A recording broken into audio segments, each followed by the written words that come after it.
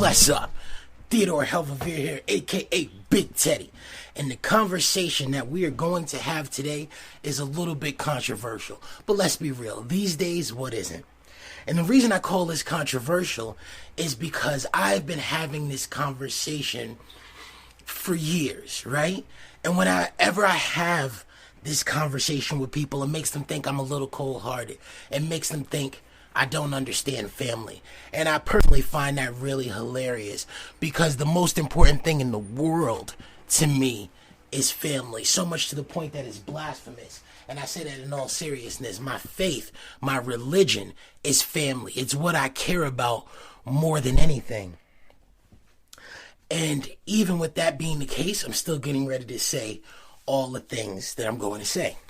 So this conversation is about cutting and keeping toxic people out of your life. How do we define toxic people, right? Toxic people are people that erode in you your self-confidence, your self-esteem, your self-trust. People that create a toxic and unlivable environment for you physically, mentally, spiritually, or emotionally. And this can be anything from little snide, nasty comments that make you, question how you feel about yourself, to someone constantly putting you down, to someone making you believe you're going to fail in all the things you do, or just never supporting you in the things you believe in. I watched an interview years ago that I'll never forget, and it was Swiss Beats at the end of his relationship with Mashonda, just before he got, or just after he got married to Alicia Keys. And I'm not going to run through the whole thing, but the moral of the story and the point that he said was people do one of two things. Either they inspire you and they raise you up and they take you to new levels, or they keep you satisfied where you're at and bring you down and keep you going in the opposite direction. Because if you're not going up, you're going down. There's almost never a standstill. And for a lot of people, standstill is going down, but moving past that, right? So there's this dope black couple on IG that I love, and they end all of their videos with this dope energy and a catchphrase that they have. And the catchphrase they have is, anybody can get it. That's what I'm telling you today. Anybody can get it. To be a member of my family is to understand sacrifice and sacrifice in all aspects of life, for yourself, for other people, for goals, for the family, right? And so I get sacrifice in all aspects. To be blank and to be blunt about what I'm saying to you is, when you learn to live for an aspiration, for a goal, for a desire, and move towards a dream, you come to a place in life where you have to make a decision. And that decision is the realization that there is no one in your life who isn't replaceable. Whoa, that sounds raw. That sounds raw, right? One of my homegirls told me her mother told her, there was a time when I didn't know you. This is the woman who gave birth to her. There was a time when I didn't know you. How committed am I to this practice, right? So my goals and my dreams are the most important thing in my life. And everyone that's in my life is helping me towards those. And we're helping each other towards changing the world, towards making the world a better place. And we're open and honest to the realities that we face in that mission, to what the world is around us, why change needs to be happening, and what we want to do with ourselves in that process. And anybody that doesn't fit in that criteria is not in my life. How serious am I about that? I live between New Zealand and Hawaii. You know where all the rest of my family lives? Primarily in New York and Toronto. Different spots all over the world, but primarily in New York and Toronto. I haven't seen the majority of my family since 2012. I haven't seen my favorite and most loved sister since 2014. I haven't seen my mothers, plural, since 2014. It's that real. It's that real. I am so committed to my dreams and so focused on my dreams that I will go anywhere and everywhere I have to achieve them and accomplish them. And you get down or you lay down. Anybody that's not a part of that gets left behind. Why? Because anybody can get it. There is no one in your life that is not replaceable. Okay? You know how many mothers I have? 3. 2 are adopted. Even your mother can get it. I had a work friend, and she only had one sister. Her sister was a horrible person and made her and her husband miserable, and she was ungrateful, and she was really messed up. And she said, well, Theodore, I can't just turn my back on her. I only have the one sister. So I don't know what that's like. I have like 12 siblings. Not all of my siblings are blood siblings. Not all of my siblings are biological. That doesn't make them any less my family. It doesn't make them any less my siblings. I would die for each and every one of the siblings that I share that bond with. Something that fogs this conversation up, that people get confused with, is the conversation we're really having is also about the difference between relatives and family.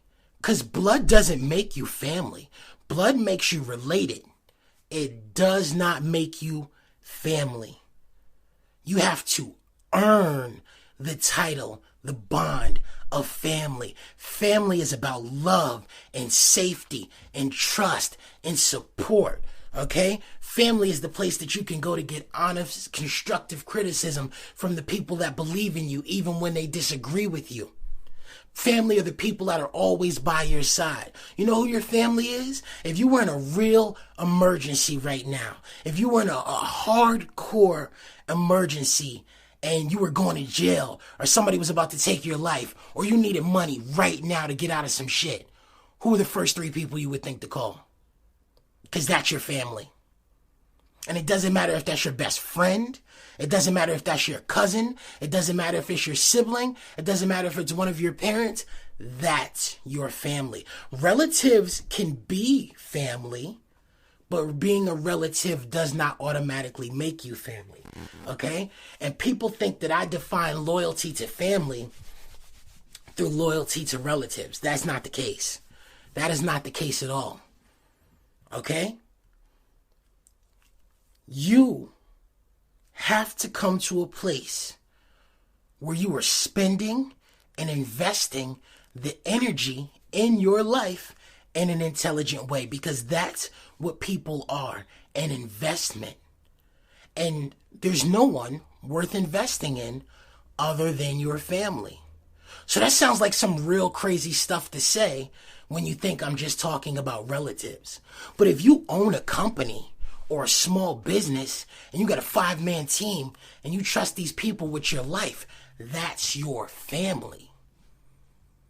Because you started the company because it's something you're passionate about, you care about, is your dream. When you are truly focused on something, when it truly matters to you, you have to learn to cut anyone and everything and every situation out of your life that takes you away from where you need to be. And I've had so many people tell me, you think I can just turn my back on my relatives? You think I can just turn my back on my family? No, I never expect anyone to shut down their family. But your relatives, obviously they don't fuck with you, or we wouldn't have to have this conversation. Just because you're born to people doesn't guarantee you will be treated right by them. It doesn't guarantee you will be respected by them. It doesn't guarantee that you will get the things that you need from them in terms of love, support, communication, understanding. And if you do, that's dope. That is amazing. And I'm so happy for you, because I have some of those bonds, and I think anytime you have a bond that's worth holding on to, it should be cherished. I love my family more than anything. There's literally nothing I wouldn't do for them and nothing I wouldn't give for them, even my life. And I say that very sincerely. And you know what's more important than dying for people? Living for them, living a good life for them, and making sure you all have the things that you need and you care about, and you're safe and you're protected, and you have, just a quality of life together with, through, and in each other. That is what I do for my family. That is what I give to my family and for my family, all right? So I'm not telling anyone to turn their back on their family. What I'm saying is sit down, take a hard look at your life, think about the people who bring you joy and the people who bring you stress. What they take out of you and what they give to you.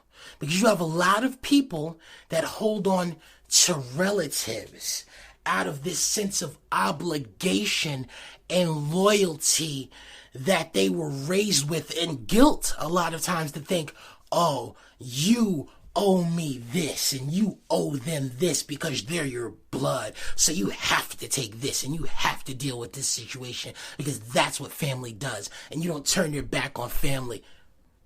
To an extent, this is true, but only when you're talking about family. You get what you give. Love is not guaranteed. I'm going to say that for you again because a lot of people don't understand that. Love is not guaranteed. When it comes to a bond of family, when it comes to any real, true bond in your life that you feel a deep connection to, it has been earned. It has been earned out of love and loyalty and shared experiences and communication and just things that go back and forth. Bonds of trust, protecting one another, being there for each other so that you can rely and depend on one another. The way you learn about all the most important things in life that people really cherish and care about is through the bonds of family and those interactions, okay? And relatives have a big impact on that because relatives are your first experience with people. Okay, and so they decide whether you're going to have positive or negative views on these situations and how you define family and what you think of family as. Something I tell everyone, right? Because when we talk about solving problems, you guys know by now, my view is always you have to go to the beginning. You have to go to the base. You have to go to where the origins are in order to understand what you're working with and then go from there, right? And so the home is the basis and foundation for everything we do or don't become in life. Everything that you do or don't receive at home is the basis for what you do or don't become in life and how you feel about certain things in life. And there's individual responsibility in that as well, because some people have abusive parents who are alcoholics and they become abusive parents who are alcoholics because it's all they know. But some people have abusive parents who are alcoholics and they dedicate their lives and devote themselves to never, ever being their parents, to never, ever being anything like their parents. Okay? So, part of it is your family, part of it is you. We are all a collection of experiences, but what you are most familiar with is what becomes the normal to you, even if it's not healthy, even if it's not okay, even if it's not what the situation should be. If it's all you've ever known and experienced, then how do you desire anything other than that, right? I say all the time that love, true love, and orgasms are exactly the same thing. And that sounds wild. It does. It sounds wild. But I'm going to explain to you why I say that. Here's why I say that, and here's what it means, right? So, true love and orgasms are exactly the same thing in this instance, where if you've never felt them or experienced them, then you don't know what you're missing. And it's not a big deal. But once you feel and experience those things, you can never go back to living without them. So you could be perfectly happy in a relationship or in a situation with someone that you're not in love with if you've never experienced true love, and it doesn't take anything away from you because you're both happy. You know what I mean? It's good enough. But if you've ever been with someone that you truly loved deep down in the core of your soul, and you go from them to someone that gives you anything less than that, you're never going to be happy. No matter how hard you try at it, no matter how hard you work at it. And that's the reality. And it's the same thing with orgasms. If you've never had an orgasm, it's not a big deal. You don't know what you're missing. It still feels good. You still like it, right? It's still enjoyable. But once you have it, Once you get that first nut, that real, that someone you care about helps you experience and awakes inside you, and that's a connection that's deeper than just your body, you can never go back from that. You can never go to another person that can't give you that and be satisfied with them.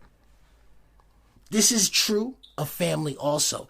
And the thing that makes it so messed up when it comes to family and relatives and interpersonal relationships and bonds that we do or don't share with people is when you've spent your entire life growing up around negativity and doubt and sarcasm and being berated, you don't know that something different exists.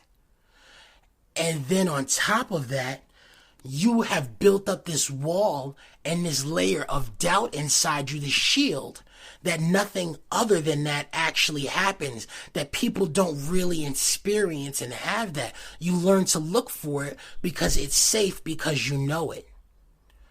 Okay? And it's easier to do something safe than it is to do something new. And this messes up and destroys relationships sometimes because the person who comes from a situation that's not like this has to work and fight so hard to convince the person that comes from nothing but negativity that something else exists, that by the time they get there, sometimes the person that's doing the convincing is burned out and they just can't be a part of the situation anymore or the relationship anymore. And then by the time you realize that what you had was real, you've lost it, and it makes you even more cynical than you started. This is why open minds are so important, but I acknowledge that it is very hard to do something different or let go of something that you've always known and accept that there's better out there.